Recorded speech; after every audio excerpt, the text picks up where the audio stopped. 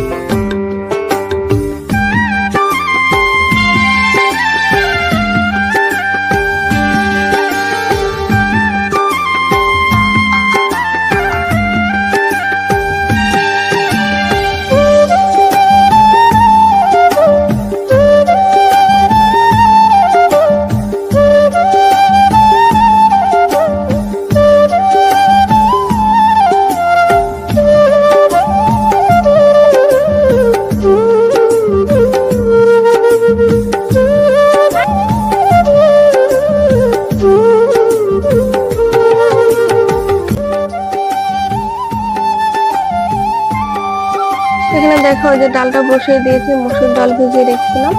তো ডালটা বসিয়ে দিয়ে 4টে আলু নিয়ে নিয়েছিলাম। অনেকদিন হয়েছে জানো তো আলু মাখা খাওয়া হয় না, তো আজকে ভাবছি আলু মাখা খাবো।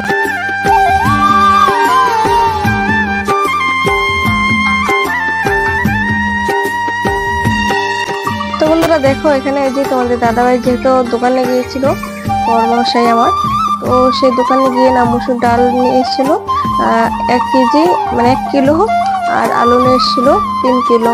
তো সাথে করে বিস্কুট চলে এসেছিল। বিস্কুট যেহেতু পাপার সঙ্গে বিস্কুট ছিল না, মানে আমার মনে ছিল না তাকে বিস্কুটের কথা বলতে, তো সে নিজে মনে করে নিয়ে এলো।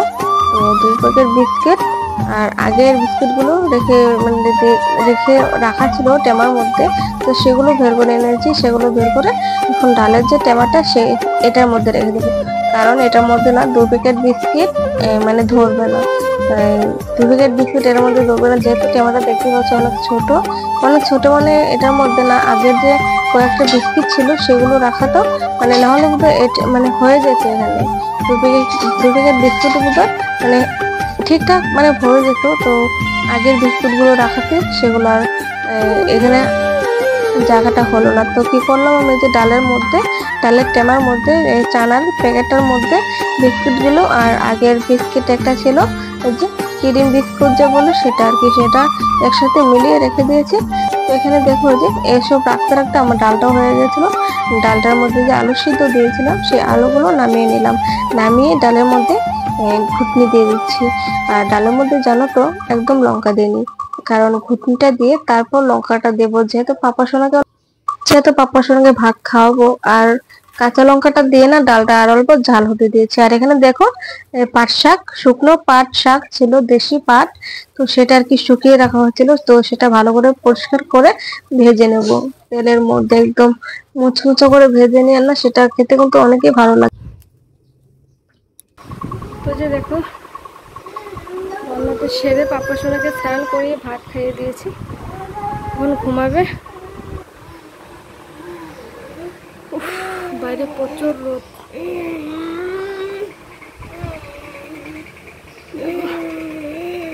রোদ উঠেছে। হ্যালো এভরিওয়ান, গুড মর্নিং, শুভ সকাল। এখন বাজে গলি কাটায় 9টা, আর আমার রান্না বান্না সব সেরে নিয়েছি। রান্না করে বাসনগুলো এগুলো ধুয়ে নিয়েছি, পাপার সঙ্গে স্নান করে ভাতটা খেয়েছি। এখন ঘুমাবো,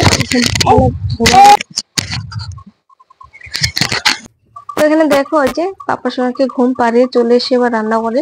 শাশুড়ি মা বলছিল যে আমাকে আরো 2টো আম ছিলে দে, আমি অল্প মাখা করে দে, আমি খাবো। তো মা বলেছিল যদি তুই খাস তোরটাও করে নিস সাথে, যেহেতু আমি খাবো না এখন ভাত খাবো। অনেকটাই পাপার সঙ্গে ঘুম পাড়াতে পাড়াতে অনেকটা সময় হয়ে গেছিল, তোমার গিয়ে বেজে গেছিল প্রায় 11:30।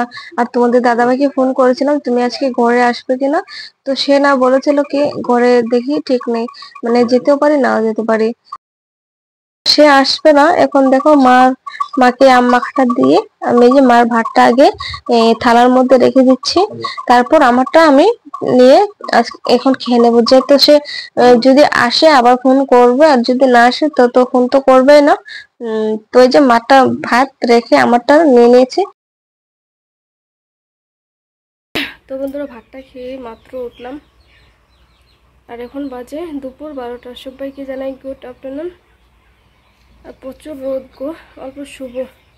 এই রোদের মধ্যে কিছু করতে পারবো না। স্নান করার কাপড় রয়েছে, কাপড়গুলো ধোয়া হয়নি, স্নান করে কাপড়গুলো রেখে দিয়েছিলাম। কলপারে ভীষণ রোদ, এই রোদের মধ্যে কাপড় ধুতে পারবো না আমি কলপারে। দেখো কি রোদ উঠেছে, দেখো বাপরে বাপ। তো আকাশটা দেখছো কত সুন্দর হয়ে আছে। তো চলো বন্ধুরা আমি অল্প রেস্ট নিই, তারপর আবার আসি তোমাদের সামনে। আর পাপ্পু সোনাকে ভাতটা যে খাইয়ে ঘুম পাড়িয়েছিলাম, সে ঘুমিয়েছে তোমার গিয়ে সব 11টার দিকে। এখন বাজে 1টা বাজে যাচ্ছে, তো সে এখনও ঘুমিয়ে রয়েছে। তো সে ঘুমিয়ে থাকতে থাকতে আমি যদি অল্প ঘুমাতে পারি। তো চলো তোমাদেরকে বললাম না যে তোমাদের দাদাভাই যদি আসে তাহলে ফোন করবে, ফোন করেছিল। আমি এই যে বললাম না, আমি অল্প রেস্ট নিতে গিয়ে পাপ্পা সোনার সাথে ঘুমিয়ে পড়েছিলাম, তার সাথে শুয়ে। তো এই যে ঘুম থেকে উঠে দেখি সেও আমার সাথে শুয়ে রয়েছে। তো উঠে দেখি পাপ্পা সোনা আমার সাথে সাথে উঠে পড়েছিল। উঠে না পানি খেতে চেয়েছিল, তো পানি তো আনা মানে আমি আমি পানি আনতে যাই, মানে যেতে চাইছিল। তো তোমাদের দাদাভাই বললো যেতে হবে না, আমি আইসক্রিম নিয়ে এসে আইসক্রিমটা দাও, অল্প করে খা। তো এমনিতেও তার সর্দি, সেটা আমি বলেছিলাম তাকে তাকে এই ঠান্ডা বোতলটা এখন খাওয়ালে হবে না, ঠান্ডাটা বেশি লেগে যাবে। তো যে দেখো তোমাদের দাদাভাইকে ভাতটা খেতে দিয়েছি। প্রথমে বলেছিল যে আজকে ঘরে আসবে না, আজকে যাবে মাল আনার জন্য। তো ভাতটা খেয়ে শুয়েছিলাম, তারপর উঠে দেখি সে মানে সাথে শুয়ে রয়েছে।